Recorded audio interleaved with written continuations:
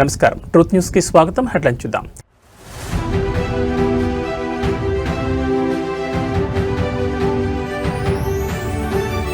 నేడు ఢిల్లీకి ముఖ్యమంత్రి రేవంత్ పార్టీ అగ్రనేతలతో సీఎం సమావేశం.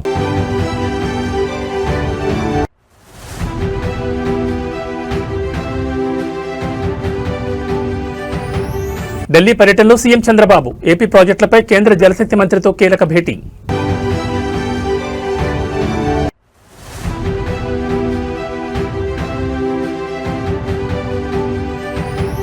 రేపీ తెలంగాణలో మున్సిపల్ ఎన్నికలు 3,000 మంది పోలీసులతో ఎన్నికల బందోబస్తు.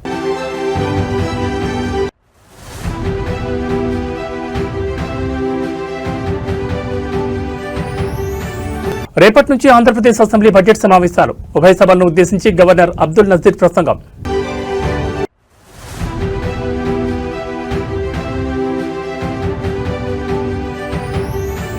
ఆక్రమణలపై హైడ్రా భారీ ఆపరేషన్. 700 కోట్ల ప్రభుత్వ భూమిని కాపాడిన హైడ్రా. ఇక వివరాలు చూస్తే తెలంగాణ ముఖ్యమంత్రి నేడు ఢిల్లీకి బయలుదేరి వెళ్లనున్నారు. ఈ రోజు మధ్యాహ్నం రేవంత్ రెడ్డి బయలుదేరే అవకాశం ఉంది. పార్టీ అగ్రనేతలతో రేవంత్ రెడ్డి సమావేశం కానున్నారు. మున్సిపల్ ఎన్నికలపై ఆయన చర్చించనున్నారు. కొందరు నేతలు పార్టీ నిర్ణయానికి వ్యతిరేకంగా పనిచేయడానికి కూడా అధిష్టానం దృష్టికి తీసుకెళ్లే అవకాశం ఉంది. అలాగే మున్సిపల్ ఎన్నికలకు సంబంధించిన అప్డేట్ ను కూడా పెద్దలకు ఇవ్వనున్నారు. దీంతో పాటు తెలంగాణలో జరగనున్న మరో ఉప ఎన్నిక గురించి కూడా పార్టీ పెద్దలతో చర్చించే ఛాన్స్ ఉందని చెప్తున్నారు. అయితే ఢిల్లీ వెళ్లే ముందు నేడు మంత్రులు నేతలతో సీఎం రేవంత్ జూమ్ మీటింగ్ నిర్వహించి మున్సిపల్ ఎన్నికల పరిస్థితిపై ఆరా తీయనున్నారు.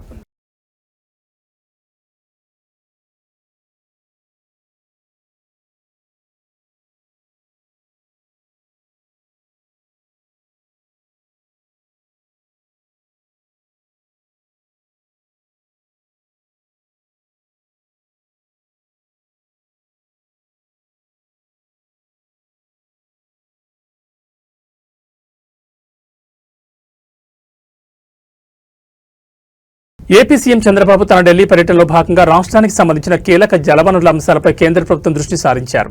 కేంద్ర జలశక్తి శాఖ మంత్రి సీఆర్ పాటిల్తో ఆయన సమావేశమై రాష్ట్రంలోని పలు సాగునీటి ప్రాజెక్టులకు అనుమతులు, ఆర్థిక సాయం అందించాలని విజ్ఞప్తి చేశారు. రాష్ట్ర ప్రయోజనాలు, రైతుల భవిష్యత్, త్రాగునీటి భద్రతకు ఈ ప్రాజెక్టులు ఎంతో ముఖ్యమని ఆయన కేంద్ర మంత్రికి సవివరంగా తెలియజేశారు. భేటీలో ప్రధానంగా రాష్ట్ర జీవనాడైన పోలవరం ప్రాజెక్టుకు సంబంధించిన పలు అంశాలను ముఖ్యమంత్రి ప్రస్తావించారు. ప్రాజెక్టు పనులకు ఆటంకంగా ఉన్న స్టాఫ్ వర్క్ ఆర్డర్ను శాశ్వతంగా ఎత్తివేయాలని కోరారు. కుడి ఎడమ కాలువల సామర్థ్యం పెంపు కారణంగా పెరిగిన వ్యయాన్ని రీయింబర్స్మెంట్ చేయాలని కోరారు. అలాగే భూసేకరణ, పునరావాసం వంటి పనులు చేపట్టాల్సిన ఫేజ్ 2కు అదనంగా సుమారు 32,000 కోట్ల నిధులు అవసరమని, వాటిని వెంటనే మంజూరు చేయాలని విజ్ఞప్తి చేశారు. అనంతరం గోదావరి వరద జలాలను రాయలసీమ వంటి వర్షాభావ ప్రాంతాలకు తరలించే లక్ష్యంతో ప్రతిపాదించిన పోలవరం నల్లమల సాగర్ లింక్ ప్రాజెక్టు గురించి వివరించారు. జాతీయ నదుల అనుసంధానం విధానంలో భాగంగా ఈ ప్రాజెక్టుకు అనుమతులిచ్చి సాంకేతిక ఆర్థిక సహాయం అందించాలని కోరారు. అంతర్రాష్ట్ర జల వివాదాల పరిష్కారంపై సీఎం చంద్రబాబు దృష్టి సారించారు. ఆంధ్రప్రదేశ్, ఒడిశా మధ్య ఉన్న వంశధార నదీ జలాల వివాదాన్ని పరిష్కరించేందుకు ట్రిబ్యునల్ తుది నివేదికను వెంటనే గెజెట్లో ప్రచురించాలని, తద్వారా నేరడి బ్యారేజ్ నిర్మాణానికి మార్గం సుగమం చేయాలని కోరారు. అలాగే ఏపీ, తెలంగాణ మధ్య గోదావరి జలాల పంపకంపై వివాదం కొనసాగుతున్న నేపథ్యంలో దీని పరిష్కారానికి తక్షణమే గోదావరి నీటి వివాదాల ట్రిబ్యునల్ని ఏర్పాటు చేయాలని విజ్ఞప్తి చేశారు. ఎగువ కృష్ణాపై కర్ణాటక ప్రభుత్వం చేపట్టిన ఆల్మట్టి డ్యాం ఎత్తు పెంపు ప్రతిపాదనపై ఏపీ అభ్యంతరాలను బలంగా వినిపించారు. డ్యాం ఎత్తు పెంచితే దిగువన ఉన్న ఏపీకి నీటి ప్రవాహంపై తీవ్ర ప్రభావం పడుతుందని ఆందోళన వ్యక్తం చేశారు. రేపు తెలంగాణలో మున్సిపల్ ఎన్నికల పోలింగ్ జరగనుంది. మొత్తం 12,993 మంది అభ్యర్థులు ఎన్నికల బరిలో ఉన్నారు. 7 మున్సిపల్ కార్పొరేషన్లలో 414 వార్డులకు రేపు ఎన్నికలు జరగనున్నాయి. 116 మున్సిపాలిటీల్లో 2,582 వార్డుల్లో ఎన్నిక రేపు జరగనుంది. మొత్తం 7 కార్పొరేషన్లు, 116 మున్సిపాలిటీల్లో ఎన్నికల నిర్వహణ కోసం నేడు పోలింగ్ కేంద్రాలకు బ్యాలెట్ బాక్సులు తరలించనున్నారు. రాష్ట్రంలో ఒకే విడత ఈ ఎన్నికలు నిర్వహించనున్నారు. మొత్తం 52.43 లక్షల మంది ఓటర్లు తమ ఓటు హక్కును వినియోగించుకోనున్నారు. రేపటి పోలింగ్ సంబంధించి రాష్ట్ర వ్యాప్తంగా మొత్తం 8,203 పోలింగ్ కేంద్రాలు ఏర్పాటు చేశారు. అన్ని పోలింగ్ కేంద్రాల్లో వెబ్ కాస్టింగ్ ఏర్పాటు చేయాలని రాష్ట్ర ఎన్నికల కమిషన్ అధికారులను ఆదేశించింది.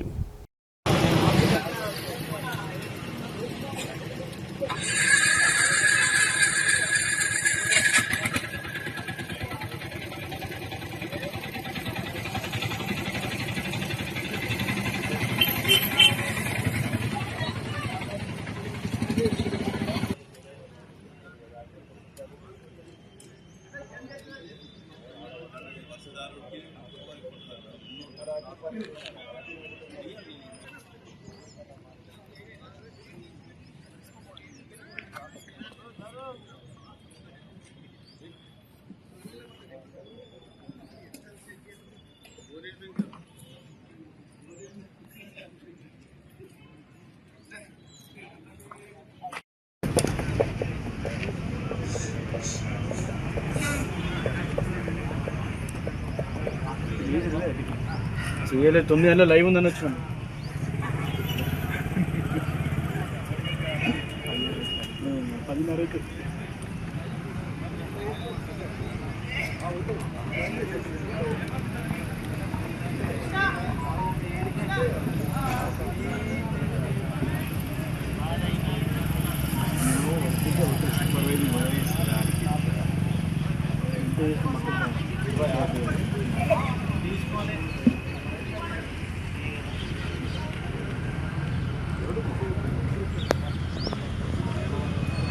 రేపటి నుంచి ఆంధ్రప్రదేశ్ అసెంబ్లీ బడ్జెట్ సమావేశాలు జరగనున్నాయి. రేపు ఉదయం 10 గంటలకు బడ్జెట్ సమావేశాలు ప్రారంభం కానున్నాయి. ఉభయ సభలను ఉద్దేశించి గవర్నర్ అబ్దుల్ నజీర్ ప్రసంగించనున్నారు. బడ్జెట్ సమావేశాలు ఎన్ని రోజులు నిర్వహించాలన్న దానిపై తర్వాత జరిగే బీఎస్సీ సమావేశంలో చర్చించి నిర్ణయం తీసుకోనున్నారు. ఈసారి భారీగా బడ్జెట్ను శాసనసభలో ప్రవేశపెట్టేందుకు అధికారులు ఇప్పటికే కసరత్తులు ప్రారంభించారు. ఈ సమావేశాల్లోనే వ్యవసాయ శాఖ బడ్జెట్ను కూడా సభలో ప్రవేశపెట్టనున్నారు. సభకు సంబంధించిన ఏర్పాట్లను శాసనసభ స్పీకర్ అయ్యన్న పాత్రుడు, శాసనమండలి చైర్మన్ మోషన్ రాజులు సమీక్ష జరిపారు. అసెంబ్లీ సమావేశాల సందర్భంగా భారీ పోలీస్ బందోబస్తు ఏర్పాటు చేశారు. ఎలాంటి ఆందోళనలకు నిరసనలకు అనుమతి లేదని తెలిపారు.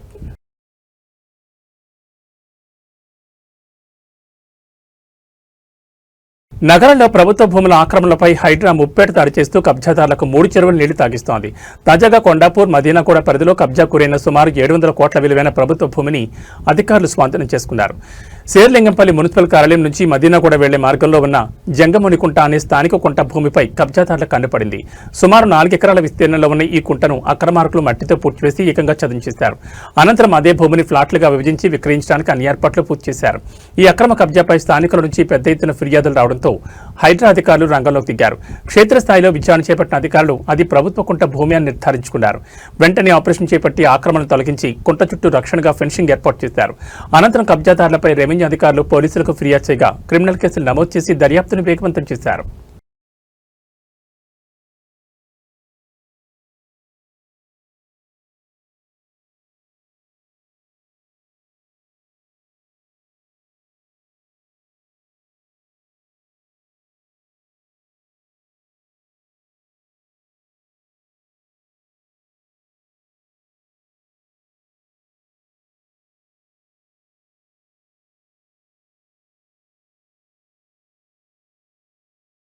తెలంగాణ రాజకీయాల్లో జడ్చర్ల కాంగ్రెస్ ఎమ్మెల్యే అనిరుద్ రెడ్డి జనసేన నాయకుల మధ్య మాటల యుద్ధం ముదిరింది. తెలంగాణలో పోటీ చేస్తున్న జనసేన అభ్యర్థులపై అనిరుద్ రెడ్డి చేసిన అనుచిత వ్యాఖ్యలకు నిరసనగా జనసేన తెలంగాణ రాష్ట్ర ప్రచార కార్యదర్శి ఆర్కే సాగర్ తీవ్రస్థాయిలో మండిపడ్డారు.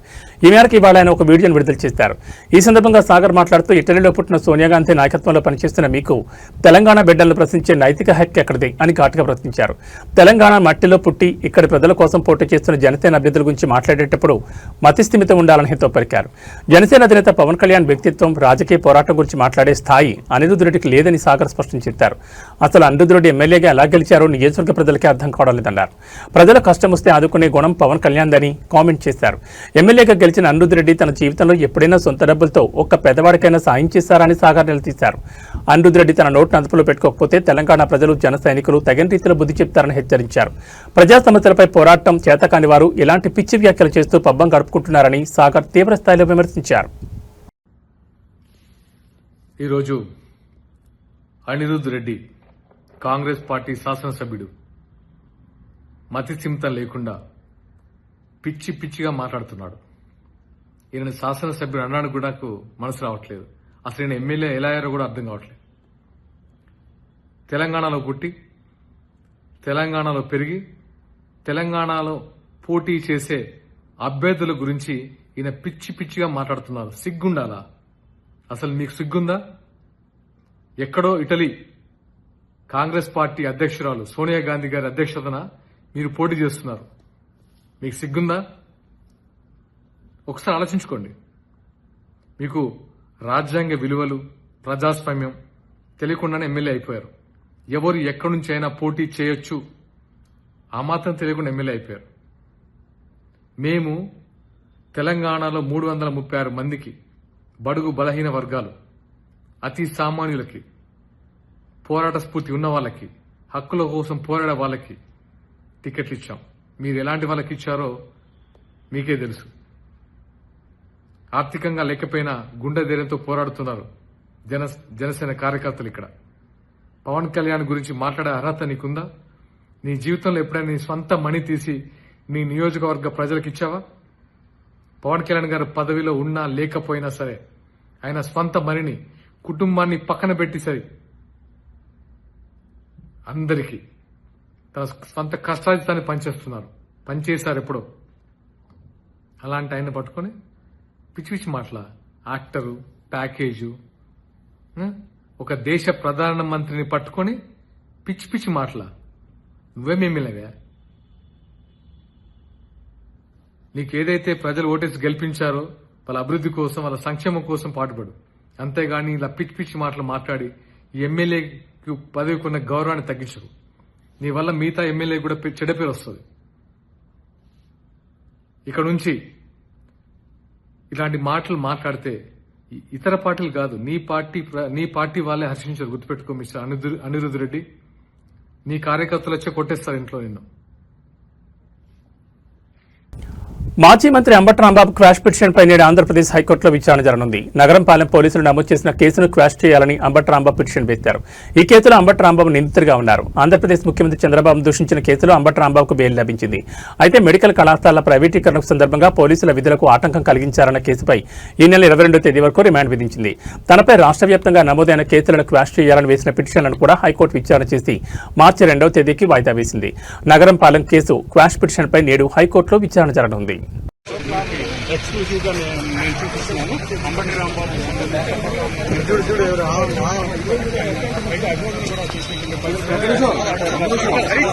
ఆయన అక్కడి నుంచి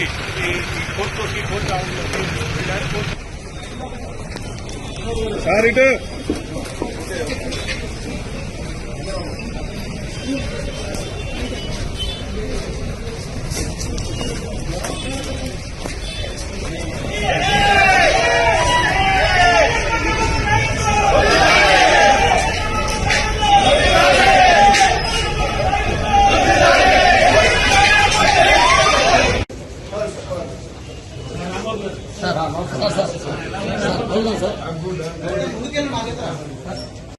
మళ్ళీ ఎటు పెట్టాను పరిస్థితి ఉండదు.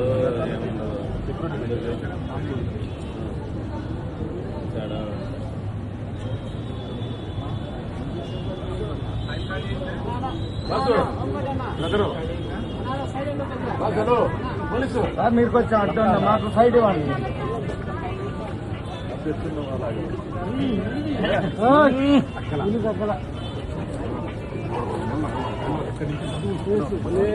పులి పులి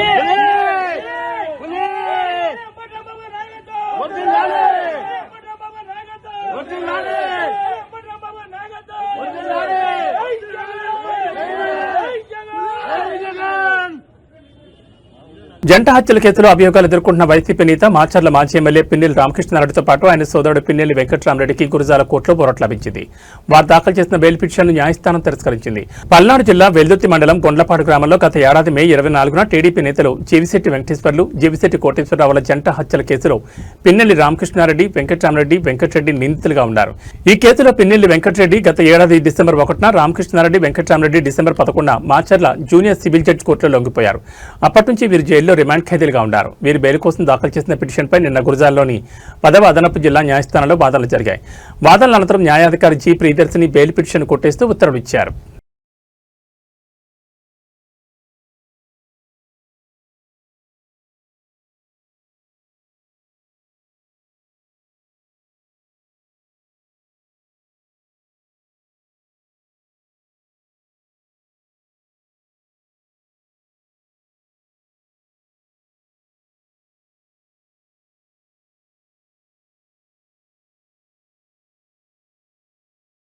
ఎన్నికల ఖర్చులు ఒత్తిడి తట్టుకోలేక మున్సిపల్ ఎన్నికల్లో వార్డు కౌన్సిలర్గా పోటీ చేసిన ఓ అభ్యర్థి ఆత్మహత్య చేసుకున్న ఘటన మంగళవారం తెల్లవారుజామున నారాయణపేట జిల్లా మక్తల్లో చోటు చేసుకుంది.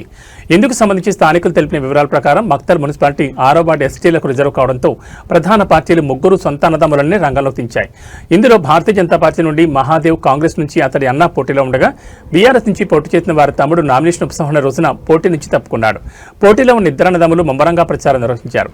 అయితే నిన్నటి నుంచి డబ్బు, మద్యం పంపిణీ జరుగుతుండటంతో 6వ వార్డులను పంపిణీ చేయాలని పార్టీ శ్రేణులు కోరినట్లుగా సమాచారం. తాను ₹1,00,000 మాత్రమే ఖర్చు చేయగలను, మిగతాది తన వల్ల కాదని సోమవారం పార్టీ శ్రేణులకు ఆయన తేల్చి చెప్పినట్టుగా తెలుస్తోంది. ఈ క్రమంలో ఒత్తిడికి గురైన మహదేవప్ప మంగళవారం తెల్లవారుజామున తన ఇంట్లో ఉరివేసుకుని మృతి చెందారు. మహదేవప్ప ప్రధాన రాజకీయ పార్టీకి చెందిన అభ్యర్థి కావడంతో ఆ వార్డులో ఎన్నిక వాయిదా పడే అవకాశం ఉంది.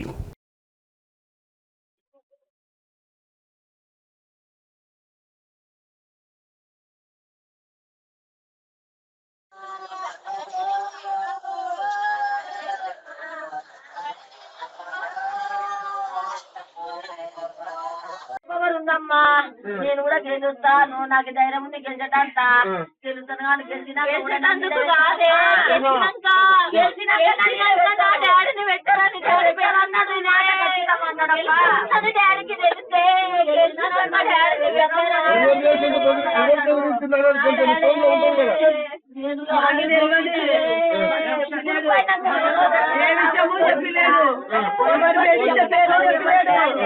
కానీ భయం అవుతుందని పెట్టాను.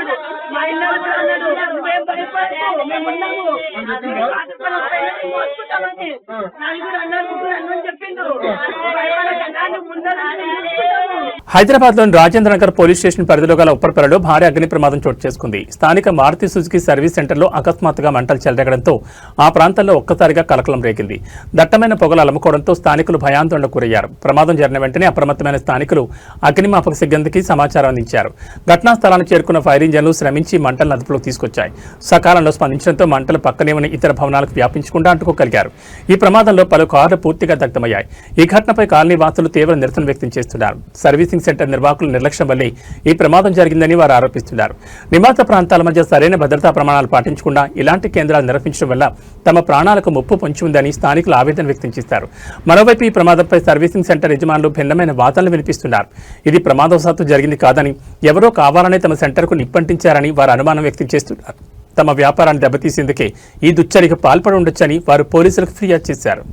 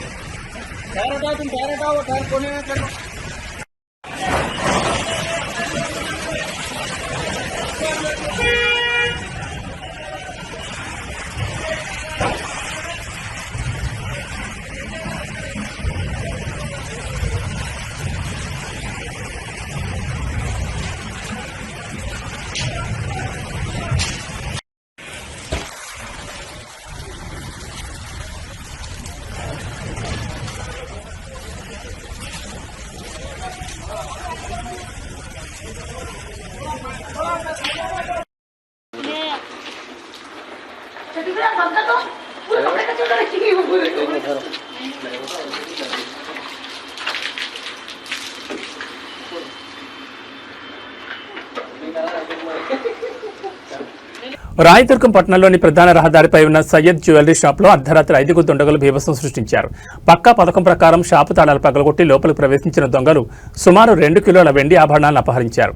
అయితే దుండగులు ఎంత ప్రయత్నించినప్పటికీ బంగారు ఆభరణాల లాకర్ తెరుచుకోకపోవడంతో పెను ప్రమాదం తప్పింది. షాప్లోని సీసీ కెమెరాలో దొంగతనానికి సంబంధించిన దృశ్యాలు రికార్డ్ అయ్యాయి. పోలీసులు కేసు నమోదు చేసుకుని నిందితుల కోసం గాలిస్తున్నారు.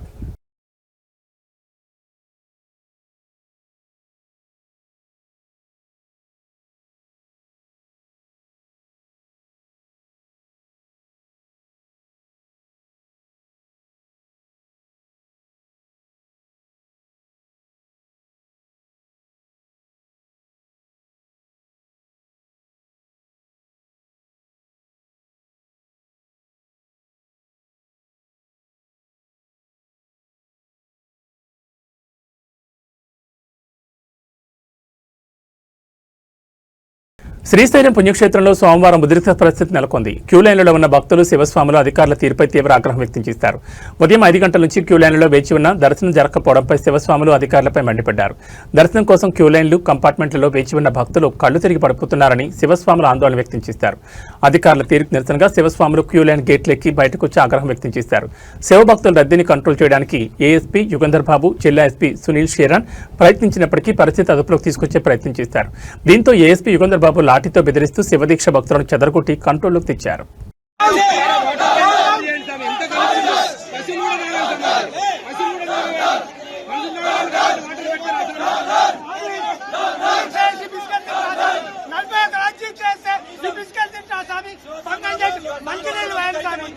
అందులో ఎంత బతుకుతారు మంచిగా పోయండి నీళ్ళు లేవు బిస్కెట్ ఎవరు తింటారు బిస్కెట్ అయితే ప్రతి చోట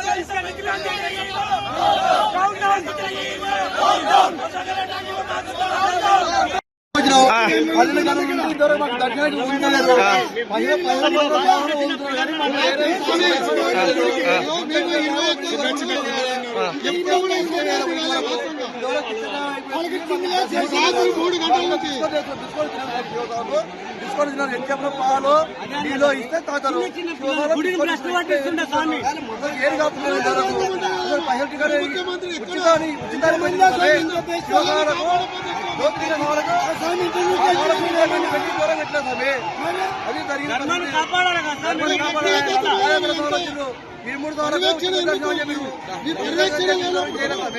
మీ పర్యవేక్షణ లేనప్పుడు మీ పాలక మండలి ఎందుకు ఏం చేస్తున్నారు? మీ పాలక మండలి ఎందుకోసం ఉంటుంది?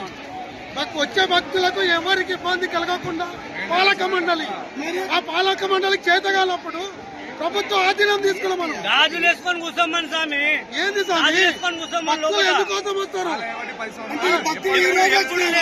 ఇంత ఇబ్బంది ఎప్పుడు చూడలేదు.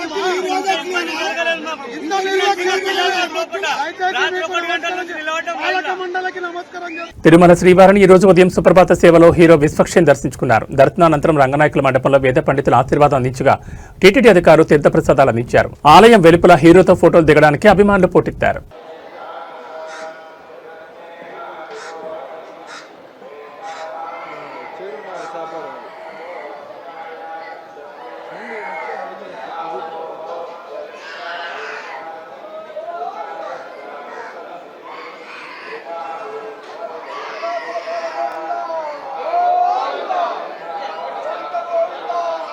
సైడ్ రానా కొద్దిగా.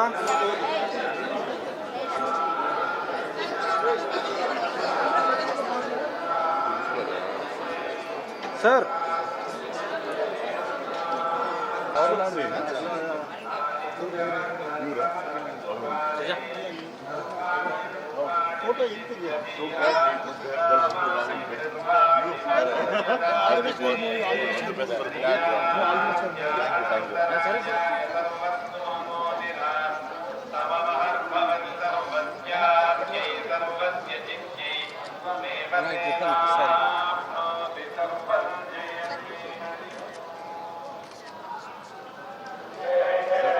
Temple shot photos sir. Sir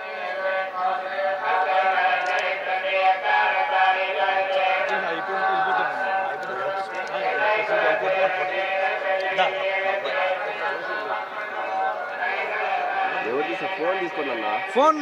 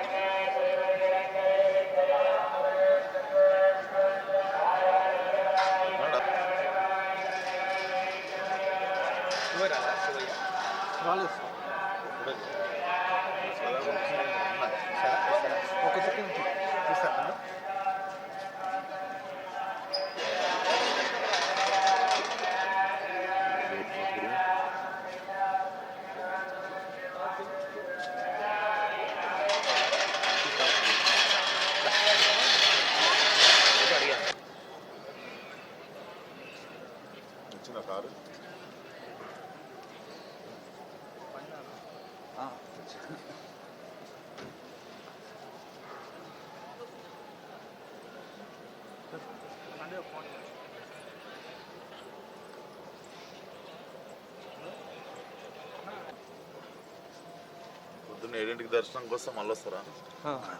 పొద్దున్న వదిలేసి ఇప్పుడు తీసేది అప్పుడు 5:30కి కదా.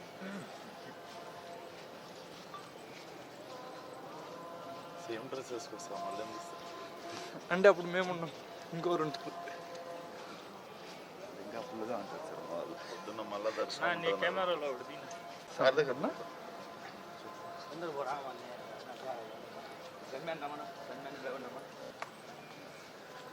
వచ్చింది అదేలే ఫోన్ చేసి చెప్పిన T20 world cup men tournament అనేక మలుపులు తిరుగుతోంది. తాజాగా టీమిండియాతో పాక్ జట్టు మ్యాచ్ ఆడేందుకు పాకిస్తాన్ ప్రభుత్వం గ్రీన్ సిగ్నల్ ఇవ్వడం హాట్ టాపిక్ గా మారింది. సోమవారం రాత్రి ICC, PCB, BCB, Sri Lanka cricket బోర్డుల సమావేశం అనంతరం పాకిస్తాన్ క్రికెట్ బోర్డు ఆ దేశ ప్రధానితో విడిగా చర్చలు జరిపి ఈ నిర్ణయాన్ని ప్రకటించారు. కాగా కొద్దిసేపటి క్రితమే Bangladesh cricket board, Sri Lanka cricket board భారత్తో ఈ నెల 15 జరిగే మ్యాచ్ ఆడాలని విజ్ఞప్తి చేసిన కొద్ది గంటల్లోనే ఈ ప్రకటన రావడం గమనార్హం. దీంతో 15 జరగనున్న మ్యాచ్ యథాతథంగా జరుగుతుందని ఐసీసీ పేర్కొంది. కాగా దాయాద్ దేశాల మధ్య పోరుపై ప్రపంచవ్యాప్తంగా ఉన్న క్రికెట్ ప్రేమికులు ఆసక్తిగా టీవీలకు అతుక్కుపోయి మ్యాచ్ తిలకించనున్నారు. అయితే భారత్లో తాము మ్యాచ్లు ఆడబోమని, వేదికలు మార్చాలని బంగ్లా క్రికెట్ బోర్డు ఐసీసీని కోరగా అందుకు ఐసీసీ తిరస్కరించింది. దీంతో తాము T20 వరల్డ్ కప్ లో పాల్గొనలేదని ప్రకటించింది. అయితే తాము బంగ్లాదేశ్కు మద్దతిస్తున్నామని, తాము కూడా భారత్తో జరిగే మ్యాచ్లు ఆడబోమని పాక్ క్రికెట్ బోర్డు పేర్కొంది. అందుకు అనుగుణంగానే ఇటీవల భారత్ పాక్ మ్యాచ్ను బాయ్కాట్ చేసింది.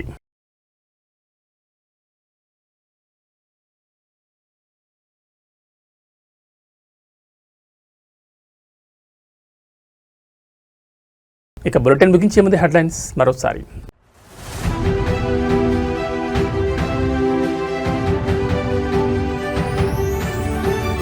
నేడు ఢిల్లీకి ముఖ్యమంత్రి రేవంత్ పార్టీ అగ్రనేతలతో సీఎం సమావేశం.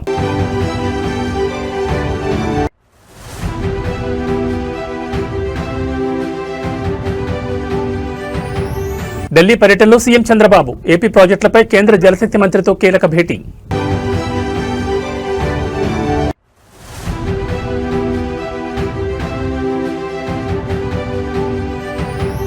రేపీ తెలంగాణలో మున్సిపల్ ఎన్నికలు, 3000 మంది పోలీసులతో ఎన్నికల బందోబస్తు.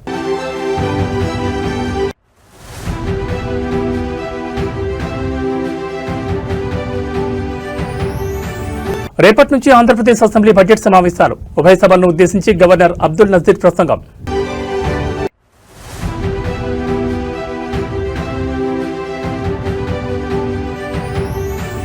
ఆక్రమణలపై హైడ్రా భారీ ఆపరేషన్, 700 కోట్ల ప్రభుత్వ భూమిని కాపాడిన హైడ్రా.